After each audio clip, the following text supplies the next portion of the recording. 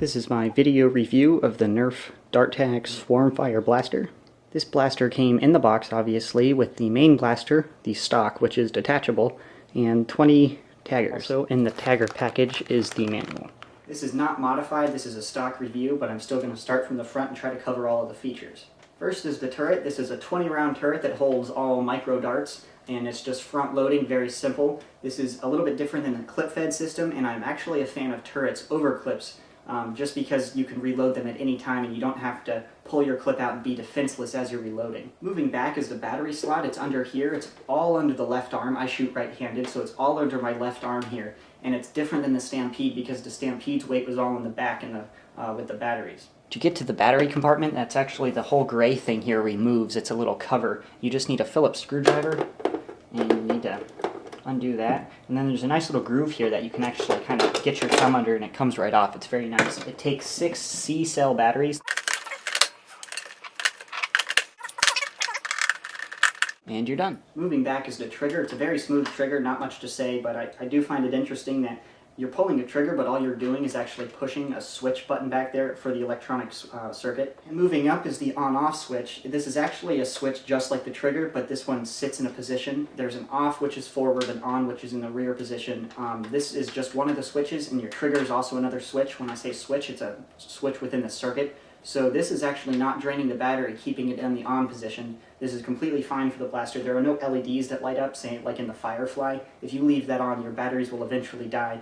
If you put this in the on position, it's not going to die because your circuit's not complete and you're not going to be wasting energy. But I wouldn't recommend leaving it in the on position because if your trigger gets held down, if you throw it in your toy bin or whatever and your trigger goes down, you will kill your batteries. So keeping it in the off position is great, but the on won't hurt it. And moving further back, there's the stock. This is a pretty cool stock. I think it looks nice. It's the long strike looking grip back here. It's very comfortable. I'm a pretty big guy. I'm 6'3". I'm not a child by any means.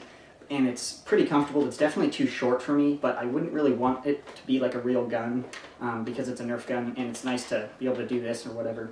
And it's also removable, which I think is pretty cool. If you can see the orange switch here, you just pull that back and then you just pull the stock back and it pops right out. It's pretty cool.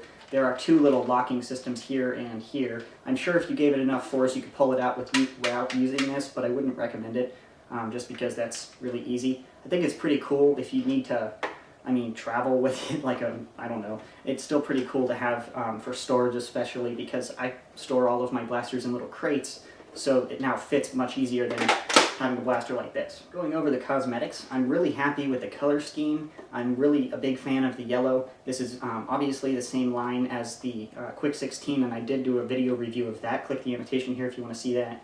But the paint job is the same, and they also had the theme of this entire yellow piece here is actually a separate piece, so they painted this separately than the rest of the blaster, so that it's a perfectly straight line and there's no paint smearing. I'm pretty picky when it comes to paint. I did rip apart the long strike. Never been a real fan of some of the old long shots in the bipod area, especially. The paint machines would just mess up and stuff. This is a very clean back blaster, and I really like how it looks. This is part of the dart tag line, which is different than the N-Strike line. It's changing from shooting targets and whatnot. There were no commercials with the N-Strike blasters where they shot people. All of the dart tag blasters are actually shooting people now, but when you're shooting people, you don't really need those scopes and all those stupid little accessories because it's a Nerf gun. You don't need a scope. It's not going to shoot that accurately anyways, and it looks very smooth and sleek, and I really like the round, cool-looking look. But cosmetically, I'm really happy with how it turned out. I like the colors. I like the feel of the blaster. That's not really cosmetic, but it's very comfortable. It's well weighted, even with the batteries in. It is front heavy with the batteries in, but it's not really much to worry about. If you're fine with a Stampede, this is going to be better because it's lighter. The C batteries are smaller than the D batteries, but overall, it's super comfy. I'll give you a range test.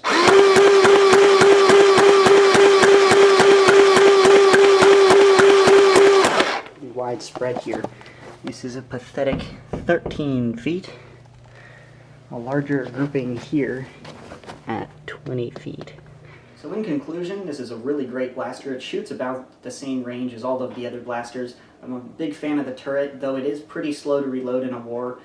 Consider you can shoot off the entire turret in like 10 seconds. So that's my Swarmfire video. Thank you for watching.